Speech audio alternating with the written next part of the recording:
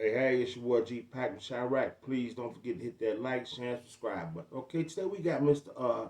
Lord JAMAR. He was asked his opinion on who was the best lyricist between the Rest in Peace Tupac Shakur and the Rest in Peace Notorious Big. You know, everybody got their favorite. Some people gonna say it's Pac, some people gonna say it's Biggie. But me, I liked it both of them. You know, they ran neck and neck to me because Pac and Biggie had two different styles. See, Pac made all kinds of songs. He was versatile.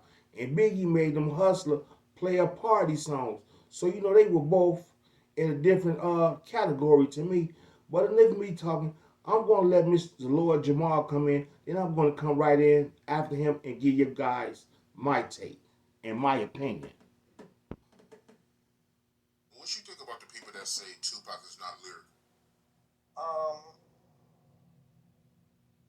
was he lyrical? I mean, yeah, he was lyrical. He definitely had a flow. His flow was crazy. And the main people that be pushing that is New York niggas, man. Where are you from? Um, I mean, some of it could be out of loyalty, you Right. know, for just East Coast. Sometimes we get blinded by, you know, our geographic pride. Um, no, I'm gonna have to say he was definitely lyrical, but not lyrical in a way like a Nas is lyrical though. You see what I'm Okay. saying? Like there's different types of lyrical. You know, I don't think there's one type of being lyrical, but no, Pac definitely was lyrical. I wouldn't say that, but I think more than lyrical, he had the flow. You know what I mean? Picture up like the way he just ride a beat. His flow was unmistakable, and just the way his voice meshed with his flow, that created the lyricism. You know, and he said, "Them New York, not all of us, some of us, some of us." He said, "Them New York niggas." Yeah, some of us, because again, you know what I mean? You got motherfuckers that at one point was forced to pick sides. You know, one that was, and some of those people still have those subconscious allegiances going on. You know, even though everything's squashed and patched up now, but when it gets to those kind of comments, some of them will just have that automatic reaction to be like, nah, that Biggie's better than Pac, or you know, they'll just choose a East Coast dude, and probably the same thing goes on in the West Coast. You know what I mean? I feel like if you think that a lot of New York niggas is the ones that's saying it, that's probably part of why you're hearing a lot of New York niggas say that. You know what I mean? And then, but if you went to, you know, Cali, they probably wouldn't say that, but they probably have uh, they probably have an opposite argument about some East Coast. You know what I mean? Who you think got a better catalog, Pac or Big? Well, Pac's catalog is way too vast. It's too much bigger than Biggie's to even compare. Whoa. They still finding Tupac songs now. Right.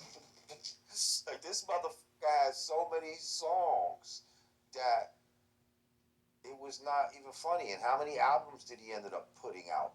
You know, five, six, some shit like that in his short life. Biggie only had two albums.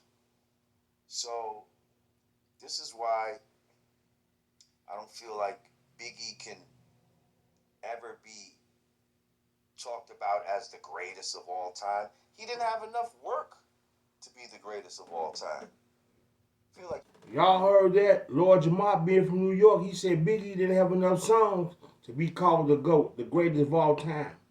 Whoa, that's a strong statement right there. But Pac did have more songs than Biggie. And Pac never got idolized as the GOAT of hip hop. You know, they always put Biggie over Pac. But y'all got to look at it. Biggie and Pac was right here to me because they set the standard. Biggie was first. Didn't nobody have no flow like Big. Didn't nobody have no flow like Pac. See, you got to look at it. When Jay-Z first came out, his album didn't do too great. Reasonable Doubt. When Pac first came out, Apocalypse, whatever it was, don't quote me on this, but when Biggie came out with his first album, Ready to Die, Biggie went off the chain, especially when he did that One More Chance remix. So Biggie first album rocketed him to the top. So you know it took a while for Pac and Jay-Z to get on. So enough of me talking. Back to Mr. Lord Jamar. As the greatest of all time, he didn't have enough work to be the greatest of all time. I feel like you got to have at least 4 albums to be put into that discussion. Now Biggie was one of the greatest of his time. Right. You see, he was one of the best at that time. Exactly. You see what I'm saying? And definitely in New York, he probably was the greatest at that time. But the greatest of all time, that's a whole different animal. And unfortunately, he didn't live long enough to become the greatest of all time. Could he have become the greatest of all time? It's quite possible. If he stayed on the trajectory that he was on, if he kept making hot then anything's possible. But when they tried to promote that narrative soon after his death, I'm like, whoa. Like, no disrespect to the brother, but y'all are saying it out. Y'all saying that shit out of emotion right now. Like, you know what I mean? Oh my God. Unfortunately, he New just York didn't ain't gonna have like this. enough material. So please don't say that. Don't say that when you got people. You know what I mean? You got a bunch of people with mad albums. I don't even know how many albums KRS got, but I know it's a hell of a lot. Fucking LL Cool J, man, he's got mad albums.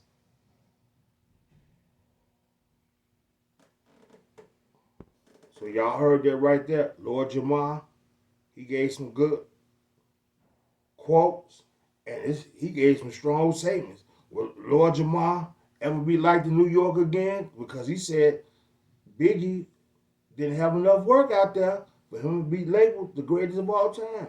So there you have it. That's your boy Gpac from Chirac. Please don't forget to hit that like, share, and subscribe button. And please don't get mad at Lord Jamar. He just gave an honest opinion.